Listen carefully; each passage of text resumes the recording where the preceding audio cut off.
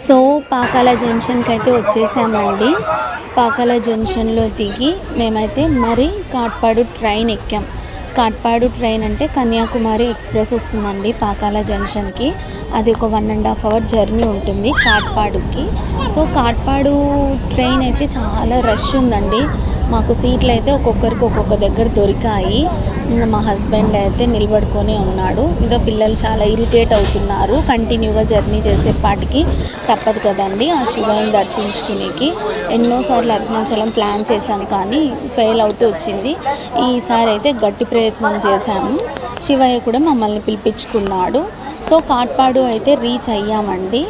కాట్పాడుకి వచ్చేసాము. కాట్పాడు నుంచి అరుణాచలంకి వెళ్ళాలి అనుకుంటే మా హస్బెండ్ కాట్పాడు నుంచి వేలూరుకి వెళ్దాము, ఇక్కడి నుంచి 20 కిలోమీటర్సే గోల్డెన్ టెంపుల్ కదా అని అన్నారు. సో ఇంకా మా హస్బెండ్ చెప్పాడు కాబట్టి నో చెప్పలేకపోయాను. కాట్పాడుకి అయితే దిగేసి మేము గోల్డెన్ టెంపుల్కి వెళ్ళాలని డిసైడ్ అయ్యాము. ఎందుకంటే గోల్డెన్ టెంపుల్ ఈవినింగ్ అయితే వ్యూ చాలా బాగుంటుంది. ఈవినింగ్ టైం చూస్తేనే ఆ టెంపుల్ వ్యూ బాగుంటుంది అనేసి ఈవినింగ్ టైమే దర్శించుకోవాలి అమ్మవారిని. మేము కాట్పాడు రైల్వే స్టేషన్ నుంచి ఒక షేర్ ఆటో అయితే మాట్లాడుకున్నాము.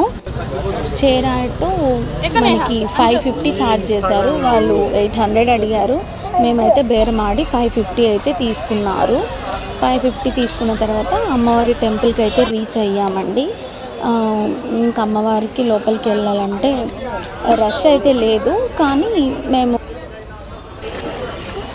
అమ్మవారి దర్శనం కోసం 150 టోకెన్ అయితే తీసుకున్నాము. లోపలికి వెళ్ళామండి. అమ్మవారిని చాలా హార్ట్ఫుల్గా దర్శించుకున్నాము. ఇంకా బయటికి వచ్చేసిన తర్వాత 1 అవర్ తర్వాత ట్రైన్ ఉంది తిరువన్నామలై కంటే. ఇంకా మేము వెంటనే రైల్వే స్టేషన్కి అయితే వెళ్ళిపోయాము.